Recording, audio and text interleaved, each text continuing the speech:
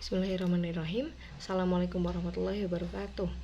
Hai semuanya, saya Naila Kamelia Sadida, mahasiswa dari Prodi Teknologi Pendidikan, Fakultas Keguruan dan Ilmu Pendidikan di Universitas Terbuka Yogyakarta. Pada video kali ini, saya akan memberikan kesimpulan dari materi pembelajaran mata kuliah Teknologi Pendidikan dalam pendidikan jarak jauh dari pertemuan yang pertama hingga ketujuh. Pada pertemuan pertama, kita mempelajari tentang sejarah dan konsep dasar teknologi pendidikan. Nah, teknologi pendidikan mulai berkembang pada tahun 1950-an melalui penggunaan media audiovisual seperti film, slide, dan juga radio untuk mendukung pembelajaran. Fokusnya masih pada alat bantu mengajar. Lalu di tahun 1963 hingga 2018, konsep teknologi pendidikan berkembang dari instructional technology ke educational technology, lalu ke pendekatan sistem yang menekankan desain, pengembangan, pemanfaatan, dan juga evaluasi pembelajaran. Lalu, definisi modern menekankan bahwa teknologi pendidikan adalah proses sistematis yang berorientasi pada pemecahan masalah pada pembelajaran. Lalu di pertemuan kedua, kita mempelajari tentang konsep dasar dan juga teori pendidikan jarak jauh. Pendidikan jarak jauh atau PJJ memiliki ciri pokok yaitu pemisahan geografis, belajar mandiri, penggunaan media sebagai penghubung, bahan ajar self-instructional, dan interaksi tidak langsung. Teori-teori PJJ mencakup teori otonomi belajar, teori industrialisasi pembelajaran, dan juga teori interaksi komunikasi. Alasan utama perlunya PJJ adalah akses pendidikan yang lebih luas, fleksibilitas waktu, efisiensi biaya, relevan untuk pekerja dewasa, dan juga solusi bagi wilayah yang sulit dijangkau. Pada pertemuan ketiga, kita mempelajari tentang pendekatan pembelajaran dan juga terminologi PJJ. Pendekatan pembelajaran dalam PJJ sangat variatif ya.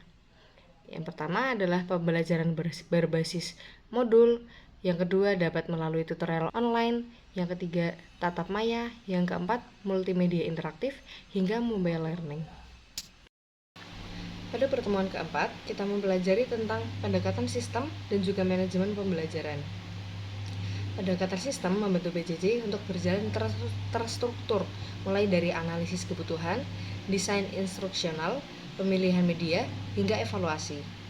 Bahan ajar PJJ harus memiliki karakteristik self-instructional, yaitu jelas, runtut, mandiri, dan juga membantu langkah belajar. Manajemen pembelajaran meliputi penyusunan jadwal, layanan akademik, komunikasi, distribusi materi, serta pengawasan proses belajar. Pada pertemuan kelima, kita mempelajari tentang pendekatan sistem dan juga sistem peluncuran. Pendekatan sistem ditekankan kembali, terutama bagaimana semua komponen PJJ bekerja sebagai satu kesatuan. Sistem peluncuran atau delivery system menjelaskan bagaimana materi dikirimkan kepada peserta didik melalui modul cetak, LMS, video streaming, radio atau TV pendidikan, hingga tutor online.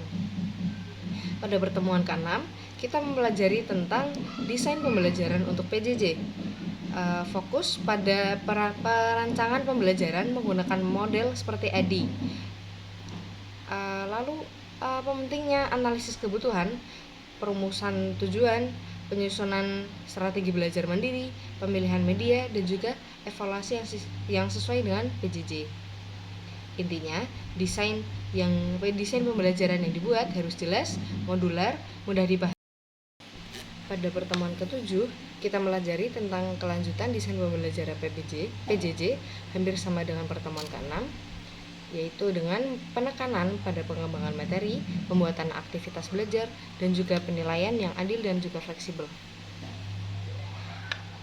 Dan kita juga mempelajari tentang menjadikan peserta didik sebagai pusat pembelajaran dengan dukungan teknologi dan juga interaksi terarah. Pada pertemuan ke-8, kita mempelajari tentang PJJ dalam sistem pendidikan dan tren masa depan. PJJ adalah bagian integral dari sistem pendidikan modern karena mampu memperluas akses pendidikan untuk semua kalangan. Tren masa depan yaitu dengan mobile learning, micro learning, gamifikasi, AI dalam pendidikan, pembelajaran adaptif, VR atau AR, dan juga learning analytics. Fokus pada masa depan, fokus untuk masa depan PJJ lebih personal, fleksibel, inklusif, dan juga berbasis data. Sekian yang dapat saya sampaikan. Kurang lebihnya mohon maaf. Semoga dapat bermanfaat untuk kita semua. Video ini dapat bermanfaat untuk kita semua, memberi manfaat bagi saya dan juga semuanya, teman-teman semuanya. Terima kasih. Assalamualaikum warahmatullahi wabarakatuh.